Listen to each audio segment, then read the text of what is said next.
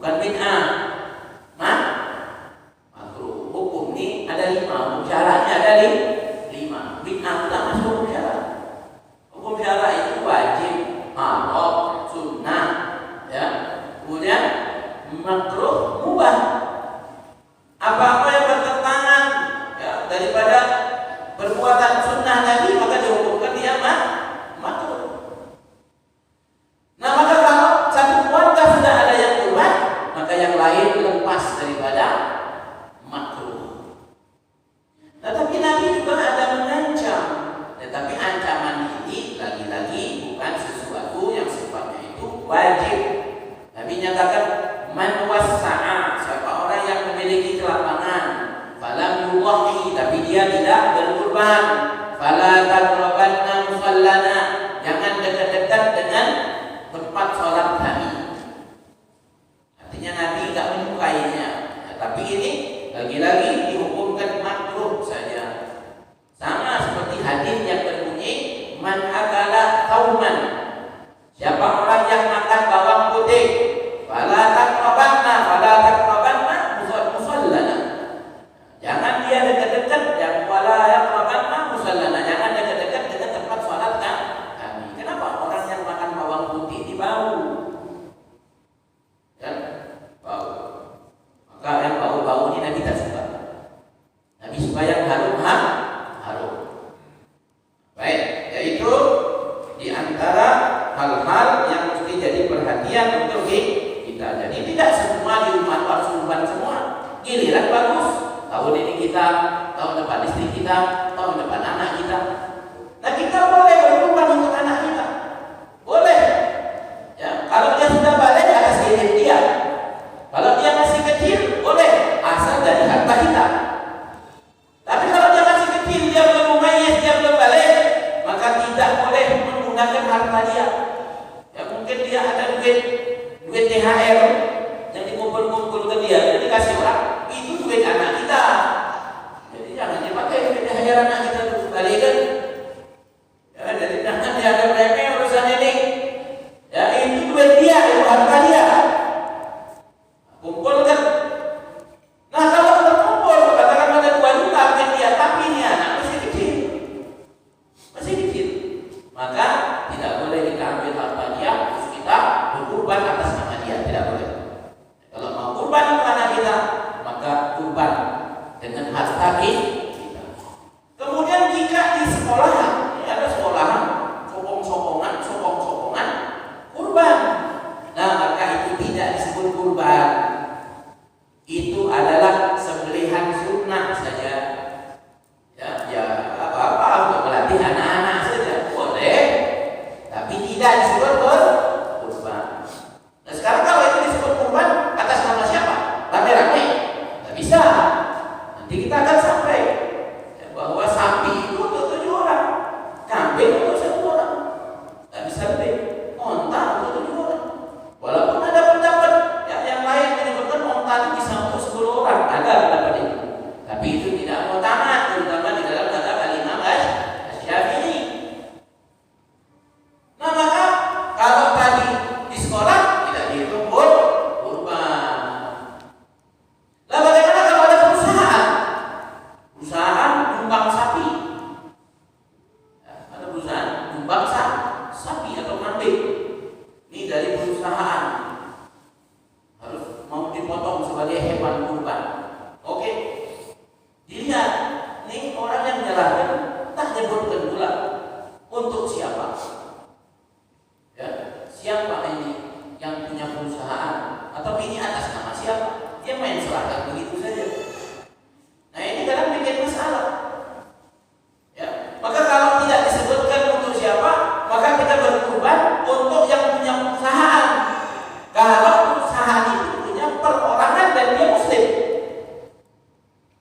ya, maka kurban ini atas nama orang yang punya perusahaan kalau dia muslim. Kalau perusahaannya perorangan, nah bagaimana kalau perusahaannya punya orang banyak? Nah, maka hewan ini tetap harus disembelih ya di hari-hari kurban, namun dia tidak disebut sebagai kurban. Sebab kurban ini lagi-lagi tabarruban, Kira-kira ada perusahaan yang mendekatkan diri kepada Allah, mana caranya? Tidak bisa. Ya, maka hitungannya sebagai sembelihan dia biasa. Ya. Kecuali kalau perusahaan itu ngomong ke yang diserahin, ini Pak ada sapi dari perusahaan, terserah Bapak, siapa saja orang-orang yang mau dimasukkan namanya untuk kurban ini. Nah itu lain lagi ceritanya. Ya, terserah yang ini tadi. Oh si fulan kalau kurban dia masukkan namanya. Kurban dengan sapi ini dibiayai oleh perusahaan. Maka itu diperbolehkan. Sah jadi hewan kurban. Ya. Kemudian di sini dikatakan wala yajuzu 'anil mayyit 'ala al-asah. Tidak sah kurban untuk orang yang sudah meninggal. Ya. Ini pendapat yang sahih. Tidak pendapat Syafi'i. Tidak sah. Terus bagaimana caranya? Ada yang membolehkan. Ada. Ya, Al-Imam As-Subki membolehkan kurban untuk orang yang sudah meninggal. Imam Subki. Ada juga yang membolehkan kamu menggunakan dalil di mana Nabi SAW setelah menyembelih kurbannya, Nabi menyatakan Allahumma hadza min Muhammad wa ummati Muhammad. Ya Allah, ini dari Muhammad. Allahumma hadza min Muhammad wa min ummati Muhammad. Berarti Nabi nyembelih untuk umat Nabi. Ya kan? Ini dari aku ya Allah dan umat. Umat Nabi ini ada yang meninggal. Ya kan? Mendahului Nabi. Ada yang masih hidup. Maka di sini ulama ada yang berpendapat berarti boleh dong kurban untuk orang yang meninggal. Nah, maka ini hadis dirinci lagi oleh ulama bahwa yang dimaksudkan oleh Rasulullah SAW, ya termasuk Nabi juga ada di dalam hadisnya Allahumma hadzi min Muhammad wa ahli Muhammad. Ya Allah, ini dari aku Muhammad dan keluarga Muhammad. Nah ini hadis dirinci lagi bahwa yang dimaksudkan oleh Nabi SAW itu adalah penserikatan di dalam pahalanya, bukan di dalam menyembelihnya. Penserikatan di dalam pahalanya. Nah jadi boleh. Ya. Kalau kita nyembelih, maka keluarga kita dapat pahala. Dapat pahala. Tapi kalau satu kambing untuk satu keluarga, maka ini pendapat yang salah. Ya. Tidak benar. Satu kambing untuk satu orang. Nah terus bagaimana kalau ada orang yang ingin berkorban untuk orang tuanya yang sudah meninggal? Nah kata ulama bisa. Tapi berdasarkan hadis tadi, tapi dia mesti menyembelih hewan itu atas nama dia. Setelah selesai dia sembelih, ya Allah, dia berdoa, ya Allah, sampaikan pahala kurban ini untuk orang tuaku, Fulan bin Fulan. Insya Allah sampai. Kalau tak sampai, coba dulu mati. Jadi kira-kira itu kan pahala kurban itu. Kalau tak sampai, balik lagi kasih tahu kita. Tak sampai ini. Ya, tapi sampai hari ini tak ada pula yang balik kasih tahu. Berarti sampai, ya kan? Ya, baca Quran, pahala Quran sampai ya untuk orang yang sudah meninggal. Sampai. Ya. Kalau tak sampai matilah dulu. Nanti kita kirimkan dengan jalan pahala Quran. Kalau tak sampai balik lagi kasih tahu kita. Tapi alhamdulillah sampai hari ini tak ada yang balik. Jadi sampai tak ada yang kasih tahu. Ya, tak ada yang balik. Alhamdulillah. Baik, yang berikutnya. ويجزئ فيها الجزاء من الضحى. Kurban. Yang pertama domba. Domba ini umurnya 1 tahun atau sudah tanggal gigi depannya. Ya, gigi susunya 1 tahun atau sudah tanggal gigi susu. Ada pendapat yang menyebutkan 1/2 tahun asal sudah tanggal gigi susu. Kenapa domba ini kok segitu? Karena domba ini biasanya lebih besar ukurannya. Dulu Pak. Yang kedua kambing. Kambing kacang, kambing kampung, kambing apa aja punya kambing. Berapa umurnya? 2 tahun atau lebih.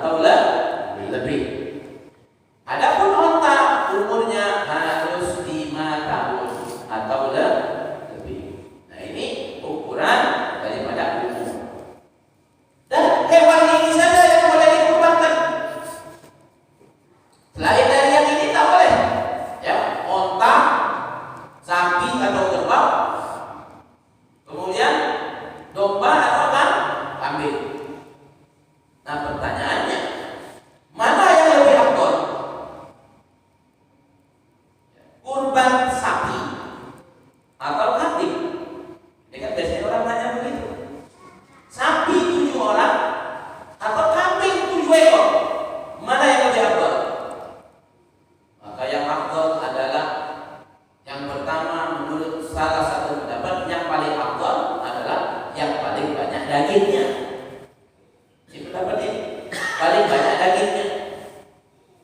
Itu yang paling afdal. Kenapa? Karena tujuan kurban itu untuk dinikmati dagingnya. Maka yang paling afdal adalah yang paling banyak daging. Banyak daging sapi apa kambing? Sapi. Nah, maka dalam pendapat ini sapi atau kerbau. Jadi pendapat yang pertama. Ada pendapat yang kedua, beliau berpendapat bahwa yang paling afdal adalah yang paling banyak menumpahkan darahnya. Maksudnya menumpahkan darah bagaimana?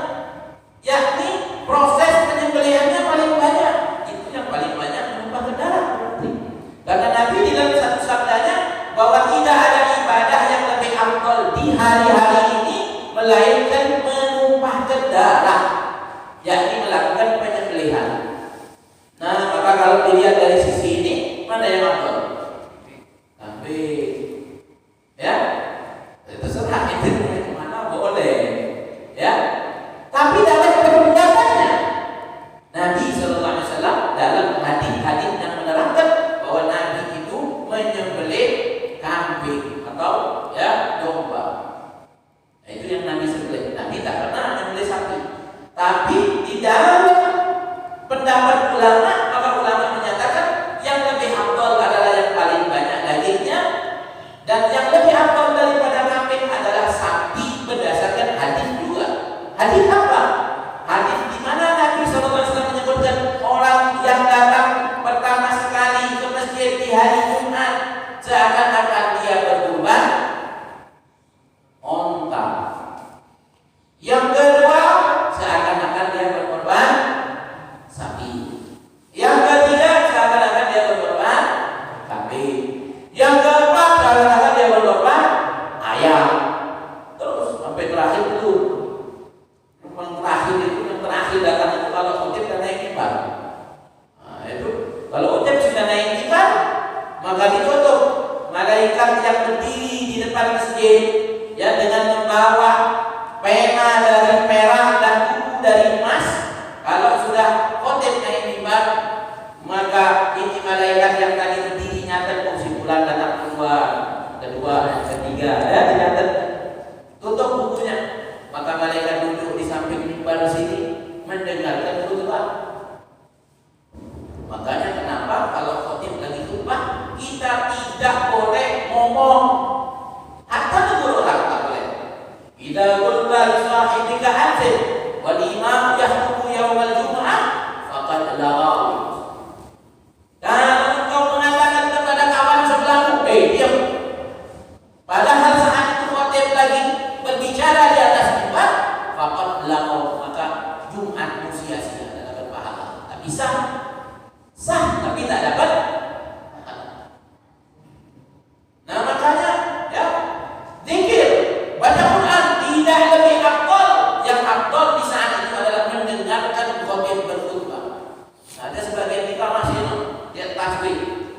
Yang lebih dablek lagi, yang lebih parah lagi, sebagian anak-anak muda dia di masjid, khotib khutbahnya atas mimbar, apa yang dia lakukan? Dia main Facebookan. Ya Rasulullah, gawat dan begini adalah yang main game. Nah, khotib lagi di atas mimbar. Nah, ini anak-anak muda kita sekarang ini banyak yang tak paham. Ya, nah, makanya penting kita ma'asyiral hadirin dan untuk merangkul ini anak-anak muda, ajak mereka ke majelis ilmu, duduk di majelis supaya dia paham. Ini tugas kita, ya, tugas kita. Nah, kalau masing-masing kita ngajak satu orang untuk datang, maka ya, maka terselamatkanlah ini para pemuda. Baik, boleh nggak kurban dengan ayam? Boleh nggak? Enggak. Boleh nggak? Kurban ayam? Boleh. Nyembelih boleh, kurban? Enggak. Tidak, betul ya. Tapi diriwayatkan Ibnu Abbas ketika Idul Adha, semua orang berkurban. Beliau ini pengen berkurban tapi tak punya duit, tak punya harta. Nah,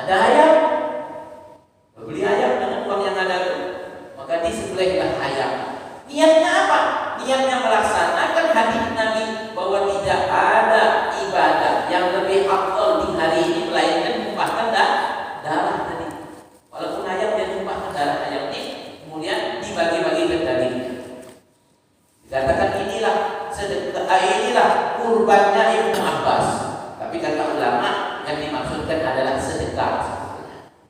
Jadi tidak dihitung pun kurban. Jangan pula nanti pulang dari sini, apalagi yang setengah-setengah ngantuk nih, dengar, boleh kurban ayam. Kalau itu besok kita tak bayar, pakai sapi ini mahal, ambil mahal, 2,5 juta. Udahlah ayam aja lah, 35.000. Ya, tidak. Tapi kalau kita tak mampu kurban tahun ini, maka ya ngamalkan ikutin Ibnu Abbas. Boleh Ibnu Abbas sahabat tadi. Boleh kita beli ayam, niatkan tumpahkan darah, amalkan hadis Nabi tadi. Dagingnya bagi-bagikan. Boleh nggak? Boleh. Dapat pahala, insya Allah dapat pahala karena ini dilakukan oleh Abdullah bin Abbas. Bahkan satu hadis yang diriwayatkan oleh Imam Al-Baihaqi. Imam Al-Baihaqi meriwayatkan bahwa Ibnu Abbas pernah memberikan uang 2 dirham kepada pembantunya untuk dibelikan daging di pasar. 2 dirham itu berapa kilo dapat dengannya? Untuk dibelikan daging di pasar, kemudian dia perintahkan pembantunya ini untuk dibagi-bagikan dan katakan ini adalah kurbannya Ibnu Abbas. Nah, tetap tidak dihitung kurban, tetapi yang kita ambil dari sini pelajaran betapa para sahabat itu tidak mau ketinggalan soal sunnah Rasulullah Sallallahu Alaihi Wasallam. Nah, baik, ya. Jadi ayam sah apa enggak kurbannya kalau pakai ayam? Tidak sah, tapi dapat pahala. Baik. Kemudian soal pembagian daging. Nih, ya. Ini soal pembagian daging ini penting. Ukuran paling sedikitnya pembagian daging. Paling sedikit. Berapa ukurannya? Yang dihargai di pasar. Berapa? 1 ons. 1 ons. 1 ons itu ada harga yang di pasar, Pak. Ya. Daging 140.000 sekarang di sekilo. Berarti seon 14.000. Nah, maka ukuran yang dihargai ada harganya. Kalau segini, itu ada harga. Ya. Masih orang yang kurbanan segini. Tak bisa. Ya, menyakitkan nanti orang, nambahin dosa, kurang ajar, daging segini, ujungnya kita kenyang makannya. Kasih pula kan? Nah, maka ukurannya tadi 1 ons minimal. Maksimal semuanya mau diserahkan kepada satu orang, maka kurbannya sah. Ya, ada orang fakir. Ya, fakir. Ada lagi orang yang selain dia yang paling fakir di kampung dia sering ambil, dia kasih ke semua dagingnya ke dia. Sah. Ya, sah. Jadi tak mesti dibagi setengah kilo. Setengah kilo, ya Allah. Ya. Tambahin. Ya, tambahin. Jadi tidak mesti sekilo. Oh, berlebih lagi. Ngapain berlebih? Tak ada cerita berlebih. Tambahkan, kasihkan lagi. Sudah dapat sekantong, masih lebih, ambil 2 kantong, ambil 3 kantong, tidak ada masalah. Kalau dia orang yang memang orang yang tidak mampu, kasih mereka banyak-banyak, tidak apa-apa.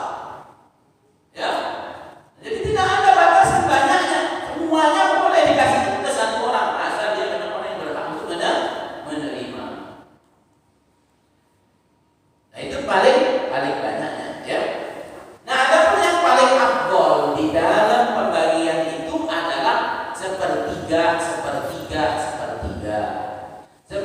untuk yang berkurban agar dia mengambil keberkahan tadi. Ini ada di dalam Al-Quran dalam surah Al-Hajj ayat 23. Ya, makan sedikit, ya, makan, ambil bagian itu untuk dimakan, ambil keberkahan.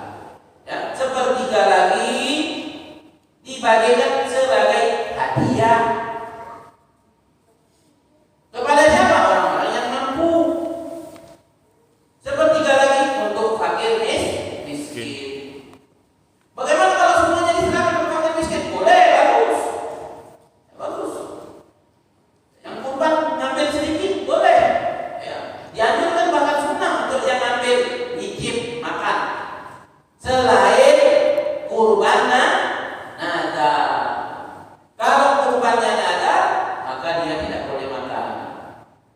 dia, istrinya, orang tuanya tidak boleh makan. Termasuk tadi, ya, kalau orang yang meninggal itu pernah berwasiat, sebelum meninggal dia berwasiat, wasiat itu wajib ya, dilaksanakan. Atau yang sebelum yang meninggal ini pernah bernazar untuk berkurban, dia nazar tahun ini berkurban, maka wajib untuk dilaksanakan walaupun yang bersangkutan sudah meninggal. Dan anaknya atau keluarganya ini, ya anaknya terutama, yang melaksanakan penyembelihan itu mewakili atas orang yang meninggal, yaitu orang tuanya tersebut, dia pun tidak boleh makan dagingnya, istrinya, anaknya tidak boleh makan karena dia adalah wakil ya, daripada orang yang bernazar tersebut.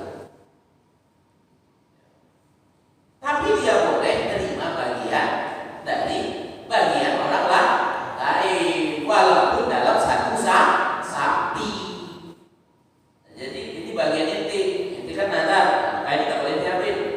Nah inti diberi dari bagian orang ini, si fulan ini, kasihkan ke dia, ya boleh dapat dia, ya boleh ya. Nah jadi sepertiga seperti tiga. Sepertiga untuk kita, sepertiga untuk orang-orang tadi yang kaya yang mampu, sepertiga untuk orang fakir miskin. Tapi untuk kita dan untuk orang yang kaya, ya ini tidak boleh dijual. Ya, mereka hanya boleh menikmati saja. Kalau dijual oleh orang kaya, dia dapat, dia mampu, orang mampu tapi dapat juga. Biasa kita begitu kan, komplek kita begitu. Dia dapat juga. Nah, maka tak boleh dijual. Berdosa kalau dia jual. Dia boleh menikmatinya atau dia boleh memberikan kepada orang lain, ya, diberikan, dihadiahkan atau disedekahkan untuk orang lain. Termasuk yang berkurban, tak boleh dia jual walaupun sedikit daging itu. Kalau dia jual, maka tidak sah kurbannya. Makanya Nabi di dalam satu hadis memba'adilkan siapa orang yang menjual daripada kulit hewan kurbannya, fala udhiyatalah, maka dia tidak dikatakan orang yang berkurban walaupun sedikit. Walaupun tali terikat kurban itu pun tidak boleh dijual, tidak boleh dijadikan sebagai upah sembelihan, tidak boleh. Kulitnya tidak boleh dijadikan upah sembelihan ya, tapi kalau disedekahkan boleh. Tapi ada pendapat di dalam mazhab Imam Abu Hanifah, beliau menyatakan tidak boleh dijual tapi boleh dibarter, ditukar. Ya sama aja sebetulnya. Apa bedanya barter, tukar sama dijual? Ya kan? Jual beli tukar, tapi dulu kan namanya barter. Nah maka sudah tidak usah dijual. Caranya bagaimana? Caranya kalau ada orang tidak mampu, ya termasuk ada panitia tidak semuanya mampu. Ada yang tak mampu, ada yang miskin, ada yang fakir. Nah ini kulit kasihkan sama dia, ini kulit buat ente. Ya, ini daging ini juga. Jangan kasih kulit aja. Kasih kulit aja tak mau ya. Kasih kulit, kasih daging lagi. Nah ini kulit buat ente. Nah kalau ente mau anak bantu jual kan, berarti anak jual kan. Nah dia tak tahu mana mau mulanya, mau ini. Asik kan? Ya ambil, jual kan. Uangnya kasihkan ke dia. Sah begitu. Yang penting sudah ada yang memilikinya. Lim tamlik ini yaitu orang fakir miskin. Jadi kalau orang kaya kita itu hanya untuk menikmati saja. Tapi orang miskin, daging yang dikasihkan ke dia, orang fakir, daging yang ada sama dia itu mau dia jual, mau dia apa, terserah dia, tidak ada masalah. Ya, tidak ada masalah. Maka kasihkan itu tadi kulit ke dia, sudah selesai urusan.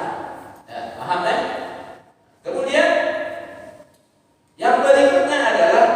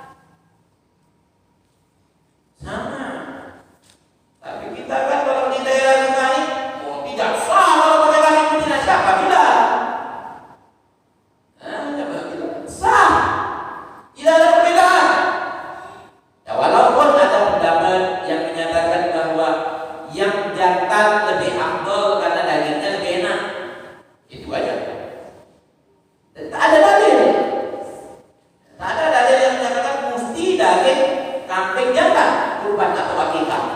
Tidak ada. Sekarang ini kan pedagang kita ini banyak lumayan. Asal sudah mau akikah, asal sudah musim kurban, kambing jantan naik selangit harganya. Kambing betina stabil. Kenapa kambing betina dijual dengan hitungan per kilogram hidup, bukan hitungan per ekor? Nah, kalau tadi kita balik ya ke yang tadi, yang afdol itu yang paling banyak dan daging. Beli hewan kambing jantan 22,5 juta, itu paling berat 30 kilo, benar nggak? Kira-kira ya, nggak sampai malah. Coba kalau beli kambing betina. Sekarang kambing betina itu hitungannya 43.000 per kilo. Kalau itu belikan yang beratnya 40 kilo, baru berapa? Tidak sampai 2 juta. Hah? Tidak sampai 2 juta. Dagingnya lebih banyak. Bahkan di sini dikatakan wa naqala 'an Syafi'i, dan telah dinukilkan dari Al-Imam Asy-Syafi'i. Apa kata Imam Asy-Syafi'i? Annahu qala, beliau mengatakan bahwa al-untha ahabbu min ad-dzakar. Kambing betina lebih aku sukai, kata Imam Syafi'i, daripada kambing jantan. Nah, ini kan pendapat. Jadi Imam Syafi'i mengatakan begitu. Kenapa? Karena kata Imam Syafi'i, ini daging betina ya, dikiaskan kepada hewan buruan di zaman itu. Itu kalau orang dapat hewan buruan betina, mahal dibayar. Maka yang paling mahal, yang paling afdal. Nah sekarang kalau kita melihat dari sisi ini semua, maka sudah, ya nggak usah pusing-pusing. Anda di Pekanbaru, Anda bikin kurban di majelisnya. Hewan kambing betina 2 juta, kambing jantan 2,5 juta, sapi sekian, berapa 18 atau 17,5 sekarang ya. Makin dekat-dekat harinya makin naik barangnya. Anda bikin begitu. Mungkin ada yang bingung, Pak, bikin sendiri. Nah, ya, masa kita kalah sama pedagang? Kita pakai ilmu, pedagang pakai bulus, ya, pakai ilmu. Maka ayo berkurban, walaupun dengan kambing betina sah. Bagaimana kalau kambingnya itu putih? Sah apa enggak? Nah, karena tidak ada dalilnya, maka ulama beda pendapat. Lagi-lagi berbeda pendapat di kalangan para ulama itu karena tidak ada dalil qat'i. Ya. Bahwa Nabi melarang tak boleh kurban dengan kambing betina, Nabi melarang tidak boleh kurban dengan kambing putih. Tidak ada. Ini hanya pendapat para ulama. Ulama yang mengatakan tidak sah, mereka mengatakan bunting itu cacat. Maka yang cacat tak boleh dikurbankan. Paham tak? Hewan cacat tak boleh dikurbankan. Ya, syarat-syarat hewan kurban itu harus ya tidak cacat. Termasuk tadi matanya tidak buta. Kalau kambing atau sapi matanya buta, maka tidak boleh dikurbankan. Ya. Sebab mata ini bagian yang enak untuk dimakan. Pernah makan mata kambing kan? Hah? Tidak pernah. Cobalah makan mata kambing. Makanya kambing yang matanya buta itu tidak sah dikurbankan. Kenapa? Karena mata ini adalah bagian yang bisa dimakan. Kambing yang kupingnya putus, ya kalau putusnya separuh, nih ya, kelihatan dari jauh lah, hilang separuh kuping kambing atau kuping sapi ini, maka tidak sah. Tapi kalau kambing atau sapi kupingnya kecil, ya lahirnya itu kupingnya kan kecil, masih ada kupingnya sah. Tapi kalau nggak ada kuping sama sekali, maka itu cacat. Paham tak? Ada sapi, ada kambing lahir nggak pakai kuping, maka yang begini tidak sah untuk dijadikan hewan kurban. Kalau terpotong tadi, kalau terpotongnya sedikit dan dari jauh tidak terlihat, maka boleh digunakan sebagai kurban.